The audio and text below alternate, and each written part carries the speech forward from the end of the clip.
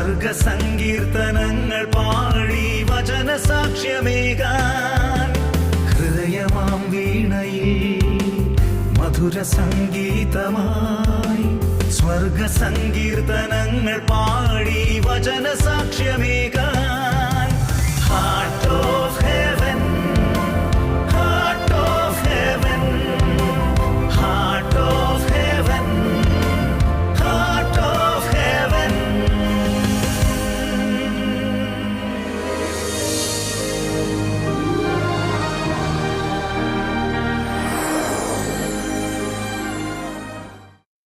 നമസ്കാരം.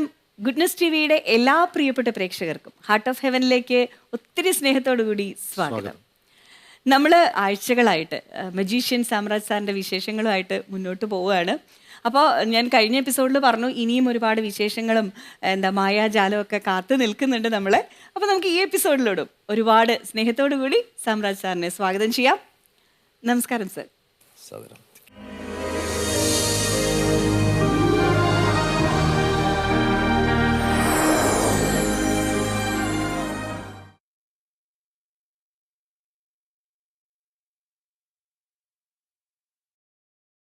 സാമ്രാജ്, ഒരു ചോദ്യം കൂടെ ചോദിക്കുകയാണ്. പറയൂ. അങ്ങ് ഈ പ്രൊഫഷണൽ തിരഞ്ഞെടുത്തില്ലായിരുന്നെങ്കിൽ അങ്ങ് എന്തായി തീരുമായിരുന്നു? നല്ല ചോദ്യമാണ്. സത്യത്തിൽ എനിക്ക് ചെറുപ്പത്തിൽ ഒരു മിലിറ്ററിക്കാരനാകണമെന്ന് എൻ്റെ ആഗ്രഹം. പട്ടാളം ഒക്കെ. എൻ്റെ ഒരു കൂട്ടുകാരൻ മിലിറ്ററിയിലൊക്കെ പോയി കഴിഞ്ഞ് അദ്ദേഹം വന്നിട്ട് പറയുന്ന അതിനെപ്പറ്റി വിശേഷങ്ങൾ കേട്ടപ്പം ഭയങ്കര രാവിലെ എഴുന്നേക്കണമെന്നൊരു ബുദ്ധിമുട്ടേ ഉള്ളൂ. പിന്നെ PT അത് പോവും. പിന്നെ അത് കഴിഞ്ഞിട്ട് ഇതെല്ലാം കഴിഞ്ഞിട്ട് വൈകുന്നേരം 4 മണിക്ക് മുതൽ അങ്ങോട്ട് ഫുട്ബോൾ കളി. അതിനുശേഷം പിന്നെ കുളി കഴിഞ്ഞിട്ട് പിന്നെ ഭക്ഷണം, ഇഷ്ടംപോലെ ഭക്ഷണം, ഇഷ്ടം പോലെ അത് കഴിഞ്ഞിട്ട് ഇഷ്ടംപോലെ പൈസ. ഇതിന് മന്തിൻ്റെ പൈസ. ഇവിടെ ഫുട്ബോൾ കളിച്ചൊക്കെ ഇങ്ങനെയൊക്കെ പൈസ കിട്ടുമോ? അപ്പൊ എനിക്ക് ഫുട്ബോൾ ഇഷ്ടമാണ്. പിന്നെ അദ്ദേഹത്തിന്റെ ഡ്രൈവറാ പുള്ളി. അപ്പൊ ഈ ഡ്രൈവിങ്ങും അതും എനിക്ക് ഇഷ്ടമാണ്. ഈ നമുക്ക് ഇഷ്ടമുള്ള കാര്യങ്ങളൊക്കെ ചെയ്തിട്ട് മന്തിൻ്റെ പൈസയും കിട്ടുക, മിലിറ്ററി എനിക്കത് മതി ഒക്കെ എന്നൊക്കെ വിചാരിച്ച് ഞാൻ ചെറുപ്പത്തിലെ 10ാം ക്ലാസ് കഴിഞ്ഞപ്പോൾ എനിക്ക് മിലിറ്ററി കയറണം. എൻ്റെ ഈ കൂട്ടുകാരൻ മിലിറ്ററി കയറി കഴിഞ്ഞു. അപ്പൊ അദ്ദേഹത്തിനെ കൊണ്ടുപോയ അമ്മാച്ചന്, അദ്ദേഹത്തിന്റെ അങ്കിളാണ് അദ്ദേഹത്തെ മിലിറ്ററി കൊണ്ടുപോയത്. കയറ്റി അന്ന് ഈസിയാണ്, ഇങ്ങനെയൊക്കെ റെക്കമെൻഡേഷൻ ഒക്കെ ഉണ്ട് കയറാം. ഇന്നത്തെ പോലെ വലിയ ബുദ്ധിമുട്ടൊന്നും ഇല്ലല്ലോ. അപ്പൊ ഞാൻ എൻ്റെ അമ്മയും വിളിച്ചുകൊണ്ട് നേരെ അദ്ദേഹത്തിൻ്റെ അടുത്ത് പോയി. അമ്മാച്ചനെ കാണാൻ പോയി. അവിടെ ചെന്നിട്ട് പറഞ്ഞു എനിക്ക് മിലിറ്ററി കയറണം. അതന്നെ മോനെ, നിനക്ക് എത്ര വയസ്സായി? ഞാൻ പറഞ്ഞു അന്ന് എനിക്ക് 15 വയസ്സുണ്ട്. 10ാം ക്ലാസ് കഴിഞ്ഞാ 15 വയസ്സ്. 15 വയസ്സുള്ള ഈ മിലിറ്ററി കയറണം. മോനെ 17 വയസ്സാവണം. മറ്റവൻ തോറ്റു കിടന്നവനാ. അവന് ഈ നിന്റെ കൂടെ പഠിച്ചെങ്കിൽ പോലും തോറ്റു കിടന്നതിന് വയസ്സ് അവന് ഒത്തിരി ഉണ്ടായിരുന്നു. അതുകൊണ്ട് അവന് മോൻ 17 വയസ്സാകുമ്പോൾ ഞാൻ നിന്നെ കയറ്റ. അപ്പോ എനിക്ക് അതൊന്നും പറഞ്ഞിട്ട് എനിക്ക് മനസ്സിലാകുന്നില്ല. എനിക്ക് മിലിറ്ററി കയറിയേ പറ്റും. ആ കാര്യത്തിനും ബഹളമായിട്ട് ഞാൻ എൻ്റെ അമ്മയും പിടിച്ചിട്ട് വീട്ടിൽ വന്നു. അന്ന് സത്യത്തിൽ ഒത്തിരി വിഷമം തോന്നി. എനിക്ക് മിലിറ്ററി കയറാൻ പറ്റില്ല. അന്ന് ഞാൻ പിന്നെ ചിന്തിച്ചു, ഇവിടെ കുട്ടികളുടെ പ്രാർത്ഥന ദൈവം കേൾക്കുമെന്നാണല്ലോ ഈ അളിലച്ചന്മാരൊക്കെ പറയുന്നത്. എൻ്റെ പ്രാർത്ഥന ദൈവം കേൾക്കുന്നത്. എത്രയോ ഞാൻ പ്രാർത്ഥിക്കുന്നത്. ഞാൻ ഒത്തിരി പ്രാർത്ഥിച്ചു. പക്ഷെ നാട്ടിൽ നടക്കാതെ വന്നപ്പം പിന്നെ ആ കൊച്ചു മനസ്സിൽ നിരീശ്വരവാദിയായിട്ട് കുറച്ചാളങ്ങ് നടന്നു. പിന്നെ ഞാനാരാ മോൻ മിലിറ്ററി ചേരാൻ പറ്റാത്ത. പിന്നെ ദൈവം എൻ്റെ നിരീശ്വരവാദി എന്ന് പറഞ്ഞ അങ്ങനൊക്കെ നടന്നത്. ക്ഷമിക്കണം, ഈ പ്രാർത്ഥന കേട്ടില്ല. അതുകൊണ്ട് അപ്പൊ ഇതൊക്കെ തെറ്റാണ്. കുഞ്ഞുങ്ങളുടെ പ്രാർത്ഥന ദൈവം കേൾക്കുന്നു. അപ്പൊ ഞാൻ പ്രാർത്ഥിച്ച ദൈവം എന്തുകൊണ്ട് കേട്ടില്ല? അതുകൊണ്ട് ദൈവമില്ല എന്നൊക്കെ പറഞ്ഞ് കുറച്ച് നാളൊക്കെ നടന്നു. പിന്നാണ് ഞാൻ ഗൾഫിൽ പോകുന്നതും, ബോംബെ പോയി, അതിനുശേഷം ഗൾഫിൽ പോയി. എനിക്ക് ഈ ഒരു ഓപ്പണിംഗ് ദൈവം തരുന്നത്. ഞാൻ മാജിക്കിലൂടെ വന്ന് ഞാനിപ്പം പലപ്പോഴും ചിന്തിക്കുന്നൊരു കാര്യമാണ്. ഞാൻ ആഗ്രഹിച്ച പാതയിൽ എന്നെ ദൈവം നടത്തിയിരുന്നെങ്കിൽ, ആഫ്റ്റർ ഓൾ 10ാം ക്ലാസ് പാസ്സായ ഒരാൾ മാത്രമാണ് ഞാൻ. അല്ല, ഞാൻ വലിയ ഓഫീസറൊന്നും ആവത്തില്ലല്ലോ. അപ്പോൾ മിലിറ്ററിക്കാരനായി 45 വയസ്സോ വല്ലതും ആകുമ്പോൾ ഞാൻ റിട്ടയർ ചെയ്യും. റിട്ടയർ ചെയ്തതിന് ശേഷം ഞാൻ എന്തോ ചെയ്യും? എന്ത് ചെയ്യും? ഒന്നും ചെയ്യാനില്ല. അറിയാമല്ലോ, എന്തെങ്കിലും സാധാരണ ജോലി ചെയ്തോ എവിടെങ്കിലും ഒക്കെ ജീവിക്കും, അത്രയേ ഉള്ളൂ. പക്ഷെ ഇന്നിപ്പം ദൈവം എന്നെ മുൻകൂട്ടി കണ്ട്, ദൈവം അതല്ലായിരുന്നു, എൻ്റെ പ്രാർത്ഥനയൊക്കെ അവിടെ നിൽക്കട്ടെ, നിന്നെ ഞാൻ നല്ല വഴിക്ക് കൊണ്ടുപോകും എന്ന് കണ്ടിട്ടാണ് ദൈവം എന്നെ മറ്റൊരു വഴിയിലേക്ക് മാജിക്കിലൂടെ കൊണ്ടുവന്നത്. ഇന്ന് ഞാൻ മുമ്പേ പറഞ്ഞ പോലെ എൻ്റെ എല്ലാ ആഗ്രഹങ്ങളും ദൈവം നടത്തി തന്നിട്ടുണ്ട്. ഇന്ന് ഇത്രമാത്രം ഒരുവിധം കുഴപ്പമില്ലാത്ത ആൾക്കാരൊക്കെ എന്നെ അറിയുന്നുണ്ട്. അതൊക്കെ അതിലൊരു കലാകാരൻ ആഗ്രഹിക്കുന്നത്. ആ ലെവലിലേക്കായി. പിന്നെ സാമ്പത്തികവും കുഴപ്പമൊന്നുമില്ല, അങ്ങനെ ആ ലെവലിലേക്കായി. പിന്നെ ലോകത്തിന് 10-50 രാജ്യങ്ങളിൽ പോകാനുള്ള ഭാഗ്യം. ഇത്രയും നാള് കഴിഞ്ഞൊരു 30 വർഷമായിട്ട് പ്രൊഫഷണലി 30 വർഷം, ശരിക്കും 45 വർഷമായി ഫീൽഡിലായിട്ട്, 30 വർഷമായിട്ട് ഇങ്ങനെ യാത്ര ചെയ്യും, ലൈഫ് എൻജോയ് ചെയ്തു. കാരണം അവനും ഇഷ്ടപ്പെടുന്ന ഒരു പ്രൊഫഷണൽ വർക്ക് ചെയ്യുക, അതിൽ പ്രൊഫഷനാക്കുക എന്ന് പറഞ്ഞാൽ ഏറ്റവും വലിയ ഭാഗ്യം അതാണ്. ഇവിടെ പലർക്കും അത് കിട്ടുന്നില്ല. തീർച്ചയായിട്ടും. മനസ്സിലായി? അല്ല, അത് ദൈവം, അതായത് ദൈവം മുമ്പേ പറഞ്ഞ വചനം എന്താണ്? ദൈവത്തിന് നിന്നെപ്പറ്റി ഒരു പദ്ധതിയുണ്ട്, അത് നിന്റെ നാശത്തിനുള്ളതല്ല, നിന്റെ ക്ഷേമത്തിനുള്ളതാണ്. അതാണ് ഇപ്പം ഞാൻ തിരിച്ചറിയുന്നതാണ്. ഞാൻ ആഗ്രഹിച്ച പോലെ ദൈവം നടത്തിയിരുന്നെങ്കിൽ എന്താകുമായിരുന്നു? അപ്പോൾ നമ്മുടെ ആഗ്രഹമല്ല, ദൈവഹിതമാണ് നമ്മുടെ ജീവിതത്തിൽ, ഓരോരുത്തരുടെയും ജീവിതത്തിൽ നിറവേറപ്പെടേണ്ടത്. അങ്ങനെ പോകുമ്പോഴാണ് നമ്മുടെ ജീവിതം ധന്യമാകുന്നത്. സാറേ, ഞാൻ മറ്റൊരു കാര്യം എടുത്തു ചോദിക്കാൻ ആഗ്രഹിക്കുകയാണ്. ആയിക്കോട്ടെ. എനിക്കും ഉണ്ട്, ഞങ്ങളുടെ പ്രേക്ഷകർക്കും ഉണ്ട്. അങ്ങയുടെ ഈ ഡ്രസ്സ്, ഈ രൂപം, പ്രത്യേകിച്ച് കാതില് കമ്മല്, ഇതൊന്നും നമ്മൾ നോട്ട് ചെയ്തോ? പിന്നെ ഇതിന്റെയൊക്കെ ആവശ്യകതയുണ്ടോ? അതെന്താണ് അതിന്റെ ഒരു തിയറി ഒന്ന് പറയാം? ഈ മനുഷ്യ മനസ്സില് മജിഷ്യൻ എന്ന് പറയുന്ന ഒരു രൂപമുണ്ട്, മനസ്സിലായി? സത്യത്തില് എനിക്ക് ഈ അത്ഭുതങ്ങളൊക്കെ ഈ കോസ്റ്റ്യൂം തൊപ്പി ഇല്ലാതെയൊക്കെ എനിക്ക് ചെയ്യാൻ പറ്റും. ഉദാഹരണത്തിന് നമ്മുടെ പള്ളിയിലെ അച്ഛന്മാര്, പുരോഹിതര്, അവരെന്തിനാ ഈ എന്തുവാ നമ്മുടെ കാപ്പ ഇടുന്നതും അല്ലെന്നുണ്ടെങ്കിൽ ലോഹ ഇട്ടുണ്ട് ഈ ഇതെല്ലാം? അവർക്കല്ലാതെ പ്രാർത്ഥിച്ചാൽ പറ്റത്തില്ലേ? പറ്റില്ലേ? അതുപോലെ ഈ ചൂടത്ത് നമ്മുടെ അഡ്വക്കേറ്റുമാരെല്ലാം ഈ വവ്വാലിനെ പോലുള്ള മറ്റു ഡ്രസ്സ് ഇട്ടുകൊണ്ട് ഈ ചൂടത്ത് ഞാൻ ഇങ്ങനെ ഇതിട്ടുണ്ട്, പകലൊക്കെ ഇങ്ങനെ നടന്ന് ചെയിലത്തൂടൊക്കെ പോകുന്നതാണ്. എന്തിനും അതിൻ്റെ ആയിട്ടുള്ള ഓരോന്നിനും അതിൻ്റെ സ്ഥാനങ്ങളുണ്ട്. ആ വസ്ത്രത്തിന് നമ്മൾ തീർച്ചയായിട്ടും ബഹുമാനം. പള്ളിയിലൊരു പ്രശ്നം നടക്കുമ്പോൾ അച്ഛനങ്ങോട്ട് ഇന്ന് തോമാച്ചാ നീ അങ്ങോട്ട് മാറി നിൽക്കൂ എന്ന് പറഞ്ഞു കഴിഞ്ഞാൽ കുഞ്ഞാട് പോലെ മാറി നിൽക്കും, അവർ മാറി നിൽക്കും. മനസ്സിലായ?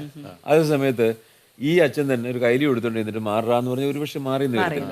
എന്തിനും അതിൻ്റെ ആയിട്ടുള്ള ഒരു കോസ്റ്റ്യൂം, അതിൻ്റെ ആയിട്ടുള്ള ഒരു വേഷവിധാനങ്ങൾ ഉണ്ടല്ലോ. അതുകൊണ്ട് ഞാനത് എന്നിപ്പോ എല്ലാ മജീഷ്യൻസും അങ്ങനല്ല. അവര് പലരും ഇങ്ങനെ കഴിവുള്ളവർ പലരും ഉണ്ട്, പക്ഷെ അവർ മുന്നോട്ട് വരുന്നത്. പക്ഷെ ഞാൻ അന്നും ഇന്നും ആഗ്രഹിക്കുന്നൊരു കാര്യമാണ്, ഞാൻ പെർഫോം ചെയ്യുമ്പോൾ ഇങ്ങനെയുള്ള ഈ കോസ്റ്റ്യൂമിലൊക്കെ ഞാൻ ചെയ്യുന്നത്. കാരണം അതിന് ഒരു പ്രത്യേക ഒന്നുകൂടൊരു എഫക്റ്റ്, ആംബിയൻസ് ക്രിയേറ്റ് ചെയ്യും.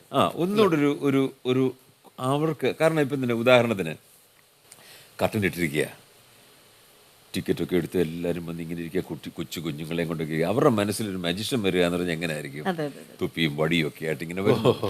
അപ്പോഴാണ് കർട്ടൻ ഇങ്ങനെ ഇരുന്നും അങ്ങനെ ലോകപ്രശസ്ത മജിഷ്യൻ കുട്ടപ്പൻ ഇതാ വരുന്നു എന്ന് പറയുമ്പോൾ ലൈറ്റ് ഇങ്ങനെ അല്ല, കർട്ടൻ അങ്ങോട്ട് പൊങ്ങുമ്പോഴേ കയ്യിലും എടുത്തൊരുത്ത് നിന്നിട്ട് ഈ കുട്ടപ്പൻ ഇത് കാണിച്ചു കഴിഞ്ഞാല് അയ്യേ ഇതാണ് എന്ന് പറയും. ആ സമയത്ത് നമ്മൾ അവരുടെ ആ എക്സ്പെക്ടേഷൻസ്, പ്രതീക്ഷയ്ക്കനുസരിച്ച് നമ്മൾ അതിലേക്ക് വരണം. അവരതാണ് പ്രതീക്ഷിക്കുന്നത്. മനസ്സിലായി? ഇതേ ഐറ്റം തന്നെ അല്ലാതെ എനിക്ക് ചെയ്യാൻ പറ്റും എന്ന് വീണ്ടും ഞാൻ റിപ്പീറ്റ് ചെയ്യുന്നുണ്ട്. വളരെ സന്തോഷം. അതുപോലെ തന്നെ മറ്റൊരു സംഭവം ഉണ്ടല്ലേ, ഒരു രോഗിയെ സുഖപ്പെടുത്തിയ എന്തെങ്കിലും സത്യം ഉണ്ടോ? എങ്ങനെയാണ് ആ ഒരു കഥ? പറയാം. വിശ്വാസം എന്നെ രക്ഷിക്കും എന്നൊക്കെയാണല്ലോ പ്രമാണം. ഒരിക്കലേ ഞാൻ വർഷങ്ങൾക്ക് മുമ്പാണ്, 10-20 വർഷങ്ങൾക്ക് മുമ്പ് ഞാനിങ്ങനെ മാജിഷ്യനായിട്ട് അറിയപ്പെട്ടുകൊണ്ടിരിക്കുന്നു. എൻ്റെ നാട്ടിൽ തന്നെ വാത്തുകുളങ്ങര എന്ന് പറയുന്ന സ്ഥലത്തുണ്ട്. അവിടുന്ന് ഒരാൾ ഓടി വന്നിട്ട് എൻ്റെ ഗേറ്റിൽ വന്ന് ഇങ്ങനെ രാവിലെ ഒരു 5:30 ആയപ്പോൾ 6 മണിയായപ്പോൾ ഇങ്ങനെ തട്ടുക. ഇതറിഞ്ഞിട്ട് ഞാൻ കഥ തുറന്ന് വിളിച്ചു, എന്താണ്? ഒരു പയ്യൻ ഇങ്ങനെ നിൽക്കുന്നു. എന്താണ് പ്രശ്നം? സാറേ കഥ തുറക്കുക, ഞാൻ അങ്ങോട്ട് വരുവാ. ഞാൻ എന്താണ് പ്രശ്നം? സാറേ എനിക്കൊരു പ്രശ്നം, അസുഖമുണ്ട്, അത് മാറ്റിത്തരണം. ഞാൻ ഇയാൾ എവിടെ നിന്ന് വരുവാണ്? ഞാൻ വാത്തുകുളങ്ങരയിൽ നിന്ന് വരുവാണ്. എന്താണ് എൻ്റെ അസുഖം? അപ്പോൾ ഇതിൻ്റെ ആകാംക്ഷ, ആ ഒരു സംസാരം കേട്ടപ്പോൾ സംതിങ് റോങ്, സീരിയസ് ആണെന്നുള്ള തോന്നലുണ്ടായി. ഞാൻ പിന്നെ ഗേറ്റൊക്കെ തുറന്നു, അവനെ അകത്തോട്ട് കൊണ്ടുവന്നു, അവിടെ ഇരുത്തി. എന്താണ് അവന് പ്രശ്നം? സാറേ എനിക്ക് ഒരു പ്രശ്നമുണ്ട്, അസുഖമുണ്ട്. കാരണം എൻ്റെ ഇപ്പം 2 കൈയല്ലേ ഉള്ളത്, 3ാമതൊരു കൈ ഇങ്ങനെ വളർന്നു വരികയാണ്. 3ാമതൊരു കൈ സാറിന് കാണാൻ പറ്റുന്നുണ്ടോ? അവർ കാണാൻ പറ്റുന്നില്ല. എന്നാ ഉണ്ട്. ഞാൻ പറയാം, എന്താ കാര്യം? കാരണം ഇതൊക്കെ ഒരു മാനസികമായിട്ടുള്ള പ്രശ്നങ്ങൾ ഡെവലപ്പ് ചെയ്യുന്ന ഒരു സംഭവമാണ്. ഇവൻ്റെ ഓരോ കൂട്ടുകാർ, ഒന്നാമത് ഇവൻ ഈ എന്തുവാ മെൻ്റലി വളരെ വീക്കായിട്ടൊരു പയ്യനാണെന്ന് വെച്ചു. ഇവന് കൂട്ടുകാർ കളിച്ചുകൊണ്ടിരുന്ന കൂട്ടത്തിൽ ഇവന് ഒരു 20 വയസ്സ് കാണുന്ന ഒരു പയ്യനാണ്. ഇവനെ ആ കൂട്ടുകാരെ കളിപ്പിക്കും. കാരണം നിന്റെ അണ്ടർ ഒരു കൈയൂടെ വളർന്നു വരുന്നടാ നിങ്ങളുടെ ഇങ്ങനെ പറഞ്ഞു. അപ്പോൾ ഇവൻ ഈ പേടിച്ചിട്ട് നോക്കിയിട്ട് ഇങ്ങനെ നോക്കും. അപ്പോൾ ഈ മറ്റുള്ള കുട്ടികളെല്ലാം നോക്കി ചിരിക്കുമായിരുന്നു, ചിരിക്കും. അപ്പോൾ ഇവനങ്ങ് മനസ്സുകൊണ്ട് വിചാരിക്കുകയാണ് ശരിക്കും ഉള്ളതാണ്, എനിക്ക് കാണാൻ പറ്റുന്നില്ല, പക്ഷെ വേറൊരു കൈയുണ്ട്. ഇവൻ നേരെ അങ്ങ് മിണ്ടാതങ്ങ് പോയി മുറിക്കകത്ത് പോയിരിക്കും, വെളിയിലോട്ട് വരത്തില്ല. പിന്നെ 2-3 ദിവസം കഴിയുമ്പോൾ ഇവർ കുട്ടികളെ കളിച്ചുകൊണ്ടിരിക്കും. ഇവൻ വെളിയിലോട്ട് വരുമ്പോഴത്തേക്ക് ഇതുകൊണ്ട് ഇവന് എല്ലാവരുടെ കളിയാക്കും പർപ്പസായിട്ട്. തോട്ടറാ കൈ വരുന്നു. അപ്പോഴത്തേക്ക് വീണ്ടും ഇവനെ പോയി ഇങ്ങനെ മുറിക്കൊന്നും വെളിയിലേക്ക് വരാത്ത അകത്തങ്ങനെ ഇരിക്കുകയാണ്. ഇങ്ങനെ തരുമുടി വളർന്ന് ഇവൻ ബാർബർ ഷാപ്പിൽ പോകത്തില്ല, ഒന്നുമില്ല. അങ്ങനെ ഇരുന്ന് താടിയും മൂടിയുള്ള ഒരു ഭ്രാന്തനെ പോലായി അങ്ങനെ ഇരിക്കുകയാണ്. ഇതാണ് പ്രശ്നം. അപ്പം ഞാൻ ചോദിച്ചു എന്ത് ചെയ്യണം? സാറ് വിചാരിച്ചു കഴിഞ്ഞാൽ എൻ്റെ ഈ പ്രശ്നം മാറ്റാൻ പറ്റും. അങ്ങനെ പറഞ്ഞു. ഞാൻ പറയുവന് അങ്ങനെ മാജിക്കിലേക്കൊന്നും പറ്റില്ല, ഇത് ഒരു ഞാൻ പിള്ളേ ആ കാര്യങ്ങളെല്ലാം പറഞ്ഞു. എനിക്ക് അതിനുള്ള കഴിവില്ല. അവന് പോയി പ്രാർത്ഥിക്കുക, പിന്നെ അല്ലെങ്കിൽ ഇന്ന് ഒരു സൈക്കോളജിസ്റ്റിനെയോ ആരെങ്കിലും പോയി കാണുക. അവർ അങ്ങനെ ഡോക്ടേഴ്സ് ഉണ്ട്, അവർ ഒന്നുമല്ല സാറ് വിചാരിച്ചാൽ പറ്റുമെന്ന് ഇവനങ്ങോട്ട് കരച്ചിലും തുടങ്ങി. കാരണം അത്രമാത്രം അന്ധമായിട്ട് എന്നെ വിശ്വസിക്കുന്നു.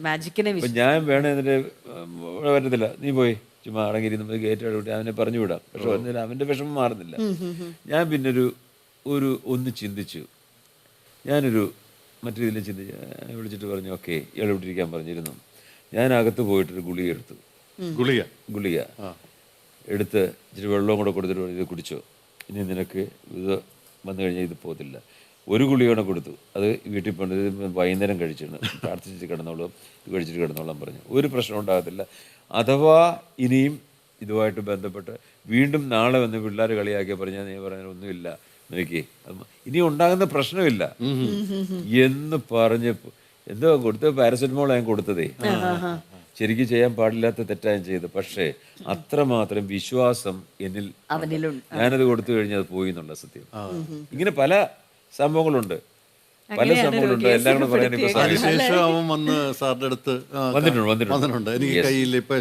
എല്ലാം സുഖം. പുള്ളി എന്നെ അതുപോലെ വിശ്വസിക്കുന്നുണ്ട്. ഇതാണ് മെന്റലി അതങ്ങനെ അല്ലേ, കൂട്ടുകാർ പറയുന്ന തമാശ രീതിയിൽ പറഞ്ഞ കാര്യങ്ങളൊക്കെ കുട്ടികളുടെ മനസ്സിൽ പതിഞ്ഞിട്ട് അത് അങ്ങ് വളർന്നിട്ട് വരിക. ഇങ്ങനെ പല മാനസിക രോഗങ്ങളും ഉണ്ടാകുന്നത്.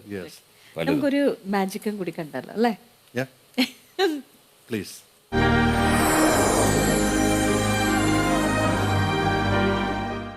ഗുഡ്നസ് ടി വി പ്രേക്ഷകർക്ക് ഒരു സന്തോഷ വാർത്ത. ഗുഡ്നസ് ടെലിവിഷൻ ഇനി മുതൽ സാറ്റലൈറ്റിൽ മാത്രമല്ല OTT പ്ലാറ്റ്ഫോമിലും ലഭ്യമാണ്. ഇനി മുതൽ OTT പ്ലാറ്റ്ഫോമായ ഗൂഗിൾ ടിവിയിൽ ഗുഡ്നസ് ടെലിവിഷൻ ലഭ്യമാകുന്നു.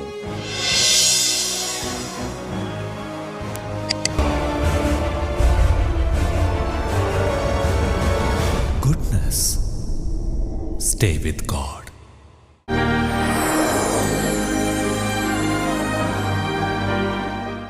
മൂന്ന് silk ഉപയോഗിച്ചൊരു item. Simple.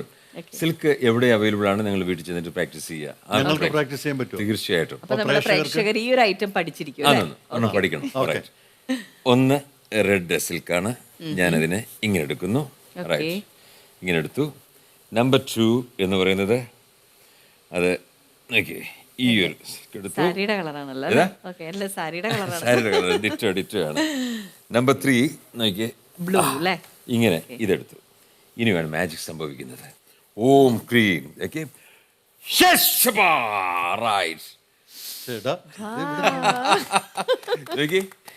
how beautiful it is. How beautiful it is. Very good. That is magic. Okay, thank you very much. Sheet വെച്ചൊരു ഐറ്റം. എന്താ എൻ്റെ കയ്യിൽ ഒരു പാക്കറ്റ് ഷീറ്റ് ഉണ്ട്. All different cards. എല്ലാം വ്യത്യാസങ്ങളുള്ള കാർഡുകളാണ്. ഓൾ ഡിഫറെന്റ് കാർഡ്സ് അല്ലേ? ഒന്നുകൂടെ വേണേ കാണിക്കാം. ക്വീൻ ഓഫ് സ്പേഡ്സ്, 4 സ്പേഡ്സ്, 9 ആടുതൻ, 6 ആടുതൻ, 2 ആട്, എല്ലാം വ്യത്യാസമുള്ള കാർഡുകളാണ്, യാതൊരു സംശയമില്ല. എനിക്ക് രാജുവിനോടാണ് ഇപ്പോഴത്തെ ചോദ്യം. എൻ്റെ ഈ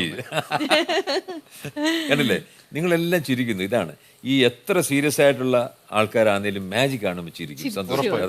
അതാണ് മാജിക്കിന്റെ പ്രത്യേകത. അതാണ്. ഓക്കെ, ഞാൻ ഈ കാർഡിനെ ഇങ്ങനെ ഒന്നൊന്നായിട്ട് താഴേക്ക് ഇടുന്നു. എപ്പോഴും വേണമെങ്കിൽ സ്റ്റോപ്പ് എന്ന് പറയണം, രാജു പറയണം. അപ്പോൾ ഞാൻ സ്റ്റോപ്പ് ചെയ്യും. ഇടത് കൈയിൽ ആ മുകളിൽ വരുന്ന കാർഡ് താങ്കൾ സെലക്ട് ചെയ്ത കാർഡായിരിക്കും, താങ്കളുടെ കാർഡായിരിക്കും. അത് രാജു എടുക്കണം. ഇത്രയേ ഉള്ളൂ. ഉറച്ചു പറയണം മൈക്രോഫോണിലൂടെ, ഉറച്ചെന്ന് പറയണം. നോക്കുക, എൻ്റെ കയ്യിൽ ഒരു packet card, all different cards.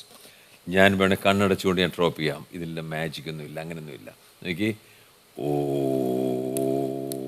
Stop. ആ ഇടത് കൈയിൽ മുകളിലുള്ള കാർഡെന്നല്ലേ പറയുന്നത്? ഇടണ ഇനി ഇടാം. ഓക്കെ, ഒന്നുകൂടെ ഇട്ടോളൂ. സ്റ്റോപ്പ്. ഓക്കെ ഓക്കെ, രാജു ആ മുകളിലുള്ള കാർഡ് അങ്ങ് എടുത്തോളൂ. That is your card. മുകളിലുള്ള കാർഡ് മാത്രം എടുക്കുക. എടുത്തിട്ട് എന്നെ കാണിക്കാതെ അവിടെ പോയിരിക്കണം. കമിഴ്ത്തി പിടിച്ചുകൊണ്ട് തന്നെ ആ ടോപ്പ് കാർഡ് മാത്രം, അല്ലേ? എന്നിട്ട് അവിടെ പോയിരിക്കുക. ഓക്കെ, അപ്പോൾ താങ്കളുടെ കയ്യിൽ ഒരു കാർഡ് കിട്ടിക്കഴിഞ്ഞു, അല്ലേ? ക്യാമറയൊന്ന് കാണിച്ചിരുത്. കാർഡ് എന്നെ കാണിക്കേണ്ട, ക്യാമറയെ കാണിക്കുക. കണ്ണടച്ചിട്ടുണ്ടല്ലോ അല്ലേ? കണ്ണടച്ചിട്ടുണ്ട്. തുറക്കില്ല കേട്ടോ. എന്നെ കാണിക്കരുത്, ഇങ്ങോട്ട് കാണിക്കരുത്. ക്യാമറയിൽ സൂം ചെയ്യുക. കണ്ടല്ലോ? അതിനുശേഷം രാജു ചെസ്റ്റോട് ചേർത്ത് പിടിക്കുക, കമിഴ്ത്തി പിടിക്കുക, എന്നെ കാണിക്കാതെ കമിഴ്ത്തി പിടിക്കുക. ഇനിയാണ് മാജിക് സംഭവിക്കാൻ പോകുന്നത്. ഞാനതൊന്ന് റീഡ് ചെയ്യാൻ ശ്രമിക്കുക. രാജുവിന്റെ മനസ്സിലുള്ള എല്ലാ രഹസ്യങ്ങളും ഞാൻ തുറന്നു പറയാൻ പോവുകയാണ്. എല്ലാമില്ല, ഈ ഒരു കാർഡ് ഏതാന്ന് ഞാൻ പറയാൻ റീഡ് ചെയ്യാൻ ശ്രമിക്കട്ടെ. 1 മുതൽ 10 വരെയുള്ള അക്കമാണ്. യെസ്, അതിൽ 5 എന്ന നമ്പർ അല്ല. ഇല്ല, അല്ല, കറക്റ്റ് ആണ്. കറക്റ്റ്. ഇനിയും 5നും 10നും ഇടയ്ക്കുള്ള നമ്പറാണ്, യാതൊരു സംശയമില്ല. 7 അല്ല, 7 അല്ല. അപ്പോൾ പിന്നെ നമ്മളിലേക്ക് വരാം. 9 കറക്റ്റാണ്, ശരിയല്ലേ? യെസ്, തീർന്നിട്ടില്ല, കാണിക്കരുത്. 9 അത് ഇനി ഒരു സിമ്പിൾ ഉണ്ട്. അതിൽ ഡയമണ്ട് ആകാം, ക്ലാവർ ആകാം, ആടുതനാകാം, പിന്നെ ക്ലാവർ ആകാം, എന്തും ആകാം. അതെന്ന് ഞാൻ നോക്കട്ടെ. രാജു എല്ലാ ചിന്തകളും മനസ്സിൽ നിന്ന് മാറ്റി എൻ്റെ കണ്ണിലേക്കൊന്ന് സൂക്ഷിച്ച് നോക്കുക. യെസ്, ഓം ക്രീം. ചെസ്റ്റോട് ചേർത്ത് പിടിക്കുന്നു, അല്ലേ? ചെസ്റ്റോട് ചേർത്ത് പിടിക്കുന്നു. ഹാർട്ട് തന്നെയാണല്ലേ? ഹാർട്ടല്ലേ? ചെസ്റ്റോട് ചേർത്തല്ലേ പിടിച്ചിരിക്കുന്നത്? ഹാർട്ടാണ്. നോക്കി, കാണിച്ച്. യെസ്, ക്യാമറയെ കാണിച്ച്. അതെ, that is magic. Very good, very good. ഇതെങ്ങനെ സാധിക്കുന്നു? അതാണ് ഒറ്റ സിമ്പിൾ ഉത്തരം.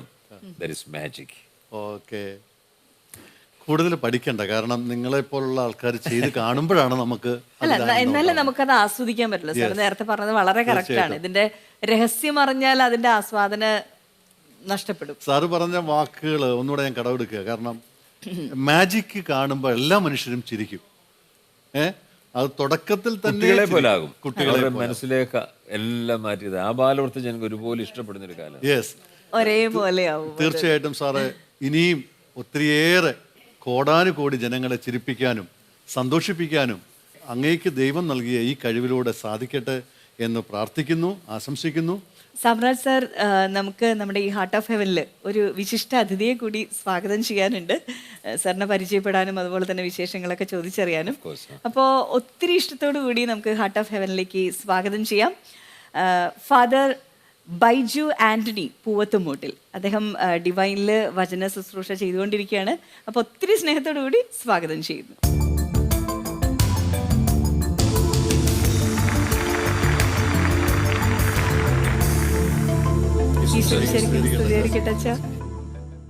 അച്ഛാ, നമ്മുടെ ഹാർട്ട് ഓഫ് ഹെവനിൽ ഇന്ന് അതിഥിയായിട്ടുണ്ടായിരുന്നത് എന്താ പറയുക, ഒരുപാട് മായാജാലങ്ങളൊക്കെ കാണിച്ച് നമ്മൾ ഒരുപാട് അത്ഭുതങ്ങളൊക്കെ പ്രവർത്തിച്ച നമ്മുടെ മജീഷ്യൻ സാമ്രാജാണ്. ഞാനൊരു പ്രത്യേകിച്ച് മുഖവര തരേണ്ട കാര്യമില്ല എന്ന് എനിക്കറിയാം, എല്ലാവർക്കും അദ്ദേഹത്തെ അറിയാവുന്നതാണ്. അദ്ദേഹത്തെ കുറിച്ചൊരു 2 വാക്ക് പ്ലീസ്. ഗുഡ്നസ് ടി വിയുടെ മാന്യ പ്രേക്ഷകരെ, നമ്മുടെയൊക്കെ സാന്നിധ്യം മറ്റുള്ളവർക്ക് അനുഗ്രഹമായി മാറണം. ഈ എപ്പിസോഡിൽ സാമ്രാജ് സാറിൻ്റെ സാന്നിധ്യം വളരെ അനുഗ്രഹപ്രദമായിരുന്നു. തൻ്റെ ജീവിത അനുഭവങ്ങളിലൂടെ മാജിക്ക് എന്താണെന്നും അത് മനുഷ്യ മനസ്സുകളെ എത്രമാത്രം സന്തോഷത്തിലേക്ക് നയിക്കുന്നു എന്നതിനെക്കുറിച്ചും അദ്ദേഹം പ്രതിപാദിച്ചു.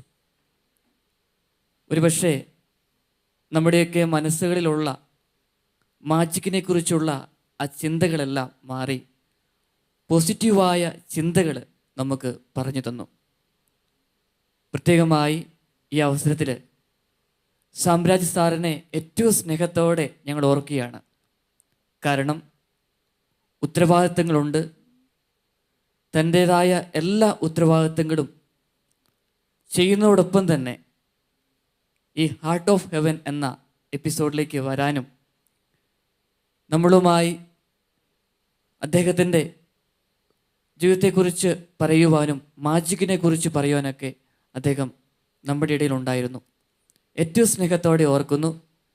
സാറിന് എല്ലാവിധ ആശംസകളും പ്രാർത്ഥനകളും ഏറ്റവും സ്നേഹത്തോടെ ഞങ്ങൾ നേരുന്നു. ഗുഡ്നസ് ടി വിയുടെ സ്നേഹാദരം മജീഷ്യൻ സാമ്രാജിന് സമ്മാനിക്കാനായി ഞാൻ അച്ഛനെ ക്ഷണിക്കുകയാണ്.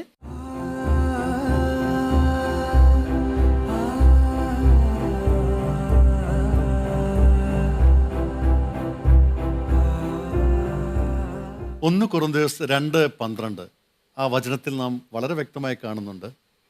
നാം സ്വീകരിച്ചിരിക്കുന്നത് ലോകത്തിൻ്റെ ആത്മാവിനെയല്ല, പ്രത്യുത ദൈവം നമുക്കായി വർഷിക്കുന്ന ദാനങ്ങൾ മനസ്സിലാക്കാൻ വേണ്ടി ദൈവത്തിൻ്റെ ആത്മാവിനെയാണ്. തീർച്ചയായും നമുക്ക് ഓരോരുത്തർക്കും ദൈവം നൽകിയിരിക്കുന്ന ദാനങ്ങൾ അത് മറ്റുള്ളവരുമായി പങ്കുവെക്കുമ്പോൾ അവരെ സമാധാനത്തിലും സന്തോഷത്തിലും നയിക്കുവാൻ നമ്മുടെ ദാനങ്ങൾ, ദൈവം നൽകിയ ദാനങ്ങൾ ഉപയോഗിക്കുമെങ്കിൽ അത് ഏറ്റവും ജീവിതത്തിൽ അനുഗ്രഹമാണ്. ഇന്ന് നമ്മളോടൊപ്പം ഉണ്ടായിരുന്ന സാമ്രാജ് സാറിൻ്റെ ജീവിതം നമുക്കെല്ലാവർക്കും മാതൃകയായി തീരട്ടെ.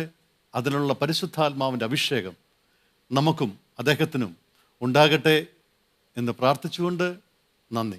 ദൈവത്തിൻ്റെ കൃപയും കാരുണ്യവും അവിടുത്തെ സംരക്ഷണവും എന്നും നമ്മോടൊപ്പം ഉണ്ടാവട്ടെ എന്ന പ്രാർത്ഥനയോടുകൂടി ഹാർട്ട് ഓഫ് ഹെവൻ്റെ ഇന്നത്തെ എപ്പിസോഡ് ഇവിടെ അവസാനിക്കുന്നു. അടുത്ത ആഴ്ച ദൈവം അനുഗ്രഹിച്ച മറ്റൊരു വ്യക്തിയുമായി നമുക്ക് കണ്ടുമുട്ടാം. അതുവരേക്കും നന്ദി, നമസ്കാരം.